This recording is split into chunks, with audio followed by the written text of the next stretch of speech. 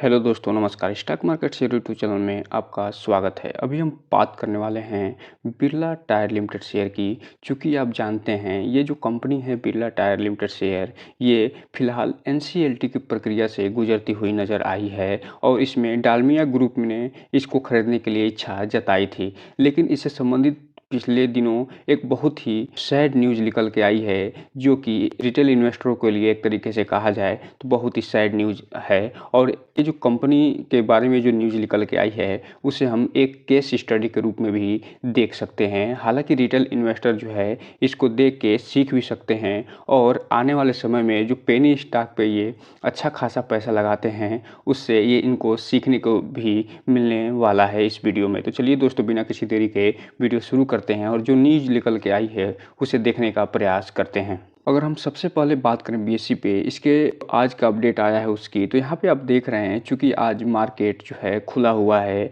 यानी market open था, उस समय भी इसमें ट्रेडिंग नहीं हुई थी। इसमें जो पिछला ट्रेडिंग दिखा रहा है यहाँ पे ध्यान से देखिए, वो 23 अक्टूबर को दिखा रहा है और इसी के आसपास के वो जो न्यूज़ निकल के आई है वो न्यूज़ है। यहाँ पे आप देख रहे हैं जो अपडेट दिखा रहा है वो 4 बजे के आसपास दिखा रहे हैं 23 अक्टूबर को। उसके बाद इसमें कोई भी जो है ट्रेडिंग नहीं होती हुई दिखाई दी है, अर्थात अक्टूबर के बाद पूरा नवंबर इसमें ट्रेडिंग नहीं हुई है और दिसंबर में भी अब ट्रेडिंग होती हुई नहीं दिखाई दे रही है। और इसका कारण यहाँ पे बताया जा रहा है कि ये जो सस्पेंडेड बताया जा रहा है ड्यू टू प्रोसीजर रीजंस, अर्थात इसमें जो एनसीएलटी की प्रक्रिया चल रही है उसके कारण इसमें जो ट्रेडिंग जो है उसको सस्पेंड कर दिया गया है।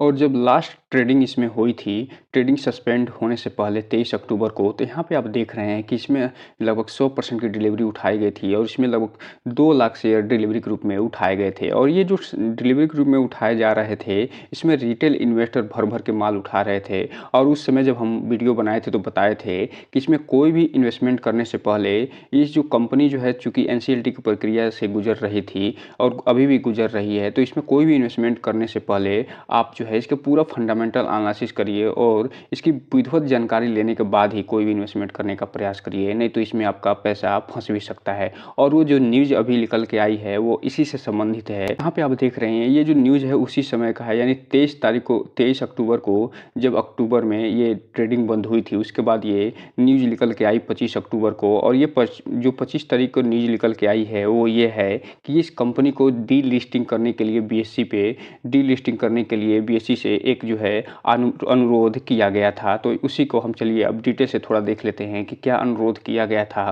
और तो दोस्तों, आप यहाँ पर देख रहे हैं ये जो ट्रेडिंग नहीं हो रही है, इसके संबंध में 25 अक्टूबर को न्यूज़ निकल के आई थी और ये यहाँ पे बताया गया था जो मेन जो है डीलिस्टिंग ऑफ शेयर, यहाँ पे बता रहे हैं कि 31 अक्टूबर को इन्होंने एक जो है लेटर के माध्यम से बताया है और ये परमिशन मांगी है एक्सचेंज से कि इस जो कंपनी है उसे डीलिस्ट कर दिया जाए। यहाँ पे ये बता रहे हैं कि further hour later 21 October 2013 as a desired, we would like to inform you that the shares of company will be nil value and will also delist from all the stock exchange where listed।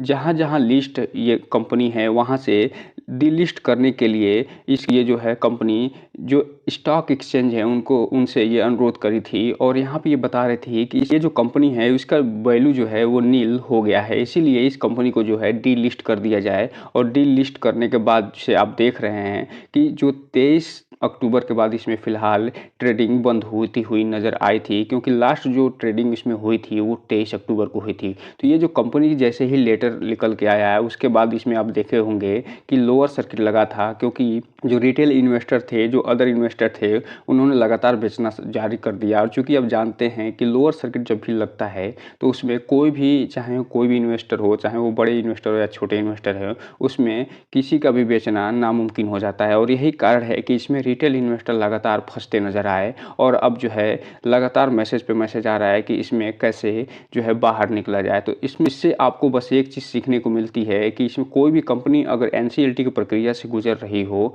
और NCLT प्रक्रिया उसमें चल रही हो, तो उसमें उतना ही investment करना चाहिए जितना अगर डूब भी जाए तो उसका आपके फाइनेंशियल हेल्थ पे जो है कोई असर ना पड़े। जहाँ तक मेरा मानना है तो पेनी स्टॉक में ख़ास तौर से उन पेनी स्टॉक में उतना ही निवेश करना चाहिए जो कि एनसीएलटी की प्रक्रिया से गुज़र रहे हैं।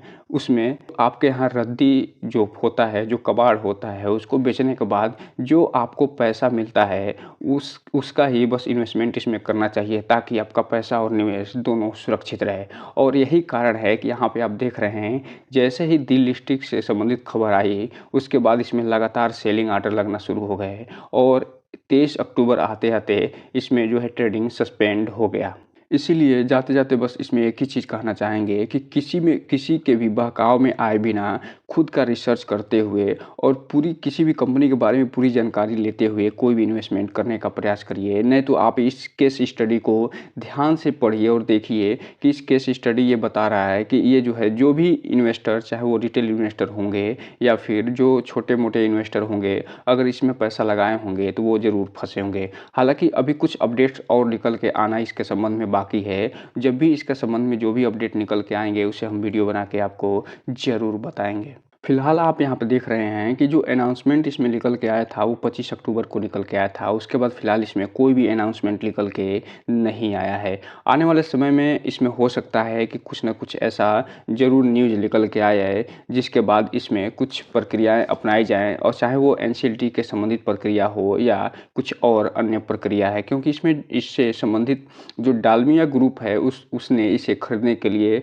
आगे आया था और हालाँकि अभी ये सौदा अभी फाइनल भी नहीं हुआ था तभी इस कंपनी को डीलिस्ट करने के लिए कंपनी ने एक्सचेंज को अपना लेटर भेज दिया। तो यहाँ पे आप देख रहे हैं इसमें सारे के सारे ट्रेड जो है सस्पेंडेड दिखाई दे रहे हैं। तो ऐसे जो पेनी स्टॉक हैं जो कि एनसीएलटी प्रक्रिया से गुजर रहे हैं या फिर जिनका फंडामेंटल बहुत ही वीक है उसमें कोई भी इन्वेस्टमेंट करने से बचने का प्रयास करिए और जो भी इन्वेस्टमेंट करिए पूरी जानकारी लेने के बाद ही पूरा फंडामेंटल एनालिसिस करने के बाद ही कोई भी इन्वेस्टमेंट करिए और बिना किसी के बहकाव में बिना किसी के बहकाव में आए आप जो है अपना खुद रिसर्च करके ही कोई भी इन्वेस्टमेंट करने का प्रयास करिए ताकि आपका पैसा और निवेश दोनों सुरक्षित रहे और आपका भविष्य भी। तो दोस्तों ये रहा आज का वीडियो। चैनल को लाइक करें, सब्सक्राइब करें और बेल आइकन हिट करना तो बिल्कुल ना भूलें ताकि नए वीडियो के जो अपडेट्स है वो आपको समय-समय पे मिलता रहे। जय हिंद दोस्तों।